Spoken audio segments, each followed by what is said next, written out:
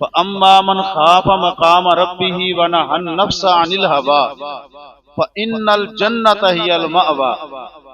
اللہ تبارک و تعالیٰ فرماتے ہیں کہ وہ بندہ کہ جو اللہ تبارک و تعالیٰ سے ڈر گیا کل قیامت کے دن اس کے سامنے کھڑے ہونے سے، کہ جب کل قیامت کے دن اللہ کے سامنے کھڑا ہوں گا تو کس منہ کے ساتھ کھڑا ہوں گا، کن اعمال کے ساتھ اللہ تبارک و تعالیٰ کے سامنے کھڑا ہوں گا۔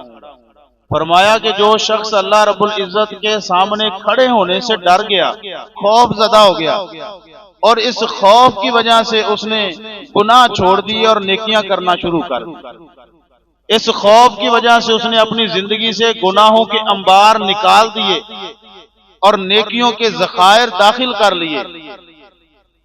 اللہ رب العزت نے فرمایا وَنَهَى النَّفْسَ عَنِ الْهَوَىٰ، اور اس نے اپنے نفس کو خواہشات سے روکے رکھا، کیونکہ دنیا کی زندگی کے اندر جو شخص بھی آیا ہے دل میں خواہشات ہوتی ہیں، کسی کے دل میں خواہشات اچھی ہوتی ہیں، کسی کے دل میں خواہشات بری ہوتی ہیں۔ اس نے بری خواہشات سے اپنے آپ کو روکے رکھا، حرام کردہ خواہشات سے اپنے نفس کو روکے رکھا۔ اللہ رب العزت نے فرمایا فَإِنَّ الْجَنَّةَ هِيَ الْمَأْوَىٰ، ایسے لوگوں کا ٹھکانہ جنت ہے۔ فرمایا اِنَّ أَكْرَمَكُمْ عِندَ اللَّهِ أَتْقَاكُمْ، اے ایمان والو دنیا کے اندر عزتیں تلاش کرتے ہو، کہتے ہو کہ عزتیں مل جائیں، اکرام مل جائے۔ مالک کائنات نے فرمایا کہ عزت اس بندے کی ہے کہ جو اللہ سے ڈرتا ہے۔ ہم دیکھتے ہیں نا ایک شخص وہ اس کو معاشرے کے اندر بڑا معزز سمجھا جاتا ہے، معاشرے کے اندر اسے بڑا پروٹوکول ملتا ہے، معاشرے کے اندر اس کا بڑا استقبال کیا جاتا ہے، معاشرے کے اندر اسے بڑا معزز سمجھا جاتا ہے۔ وہ اصل میں عزت والا نہیں ہے، وہ صحیح معنوں کے اندر جس کو اللہ تبارک و تعالیٰ نے عزت قرار دیا وہ عزت نہیں ہے۔ اللہ اکبر۔ عزت یہ ہے کہ اللہ تبارک و تعالیٰ کے نزدیک عزت ہو۔ عزت یہ ہے کہ جب دنیا سے جائے تو اللہ کے فرشتے استقبال کریں۔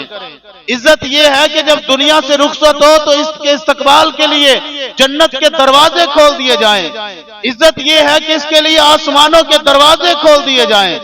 عزت یہ ہے کہ جب دنیا سے فرشتے اسے لے کر جائیں آسمانوں کی طرف تو لپک لپک کر اس کی روح کو پکڑے کہ میں اس کو اٹھاتا ہوں، میں اس کو اٹھا کر اللہ کے سامنے پیش کرتا ہوں، میں اس کو اٹھا کر اللہ کے سامنے پیش کرتا ہوں۔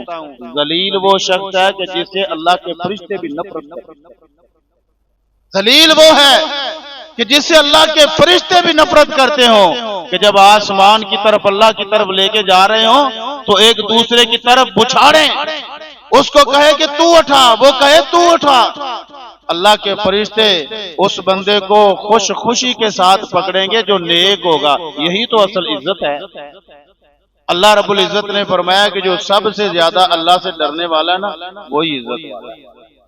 سیدنا حضرت ابو ہریرہ رضی اللہ تعالیٰ عنہ بیان کرتے ہیں کہ نبی علیہ الصلوۃ والسلام سے سوال کیا گیا قیل یا رسول اللہ صلی اللہ علیہ وسلم من اکرم الناس، اللہ کے نبی صلی اللہ علیہ وسلم لوگوں میں سب سے زیادہ عزت والا کون ہے؟ پیغمبر علیہ الصلوۃ والسلام نے فرمایا اتقاہم، کہ جو ان میں سب سے زیادہ اللہ سے ڈرنے والا ہے، جو ان میں سب سے زیادہ اللہ سے ڈرنے والا ہے وہ سب سے زیادہ عزت والا ہے۔ اور ظاہری عزتوں کا کیا کرنا ہے؟ ظاہری عزتوں وقار کا اکرام کا کیا کرنا ہے کہ جب اللہ کے سامنے بندہ ذلیل ہو جائے، جب اللہ رب العزت کے سامنے رسوا ہو جائے، کل قیامت کے دن رسوائی اس کا مقدر بن جائے، ایسی دنیا کی عزتوں کا کیا کرنا ہے؟ ہمیں وہ عزت اللہ تبارک و تعالیٰ کے ہاں پانے کی کوشش کرنی چاہیے کہ جو حقیقی عزت ہے، جو اللہ کے ہاں عزت ہے۔ اللہ اکبر۔ یہ عزت اللہ تبارک و تعالیٰ کس کو عطا فرمائیں گے؟ جو اللہ سے سب سے زیادہ ڈرنے والا ہے، اس کو اللہ تبارک و تعالیٰ سب سے زیادہ عزت عطا کریں گے۔ جو اللہ سے سب سے زیادہ ڈرنے والا ہے وہی جنت کا مالک ہے۔ جو اللہ سے سب سے زیادہ ڈرنے والا ہے وہی عرش الہی کا مستحق ہے، عرش الہی کے سائے کا مستحق ہے۔ وہی بندہ اللہ تبارک و تعالیٰ کے ہاں کامیاب اور کامران ہے کہ جو اللہ تبارک و تعالیٰ سے ڈرنے والا ہے۔ اور ڈرنے والا کیسا ہوتا ہے؟ اللہ اکبر کبیرہ۔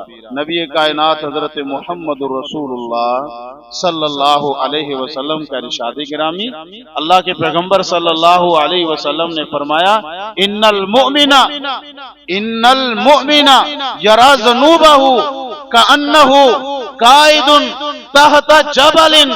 اللہ کے پیغمبر صلی اللہ علیہ وسلم نے فرمایا کہ مومن وہ شخص ہے کہ جب اپنے گناہ کو دیکھتا ہے تو فرمایا اس کی کیفیت یہ ہوتی ہے کأنہ قائد تحت جبل یخاف ان یقع علیہ، کہ فرمایا جیسے کہ نبی علیہ السلام نے مثال دے کے بیان کیا، آپ نے فرمایا جیسے ایک بندہ کسی پہاڑ کے نیچے بیٹھتا ہے تو اسے خوف ہوتا ہے کہ کہیں پہاڑ میرے اوپر نہ گر جائے، جب اس کے اوپر گر جائے تو اس کا کتنا بڑا نقصان ہوگا کہ اس کی جان چلی جائے گی، اس کی جان ہی ختم ہو جائے گی، اس کی جان ہی نکل جائے گی، یعنی دنیا سے رخصت ہو جائے گا، اس کی زندگی ختم ہو جائے گی۔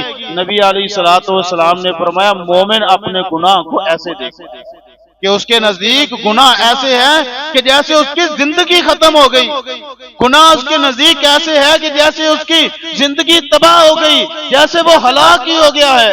اللہ اکبر کبیرہ۔ آئیے میرے محترم پیارے بھائیوں، ذرا ہم بھی اپنے گریبان کے اندر جان کے دیکھیں کیا ہماری کیفیت ایسی ہے؟ اور دن رات کے اندر ہمارے معاشرے کے اندر گناہوں کی دلدل کے اندر چلنے والے ہم، دن رات کے اندر پتہ نہیں کتنے گناہ کرتے چلے جاتے ہیں، ہمیں علم تک نہیں ہوتا۔ زبان کی وجہ سے گناہ، آنکھوں کی وجہ سے گناہ، کانوں کی وجہ سے گناہ، دل کی وجہ سے گناہ، سننے کی وجہ سے گناہ، بولنے کی وجہ سے گناہ، چلنے پھرنے کی وجہ سے گناہ، ہاتھوں کی وجہ سے گناہ، اپنے پاؤں کی وجہ سے گناہ، اپنے کاروبار کی وجہ سے گناہ، بے شمار گناہ ہیں جو ہم کرتے چلے جاتے ہیں، لیکن کبھی ہمیں احساس نہیں ہوا کہ ہم گناہ کر رہے ہیں۔ نبی علیہ السلام نے فرمایا کہ مومن شخص جو ہے وہ اپنے گناہ کو ایسے سمجھتا ہے کہ جیسے ہلاک ہو گیا۔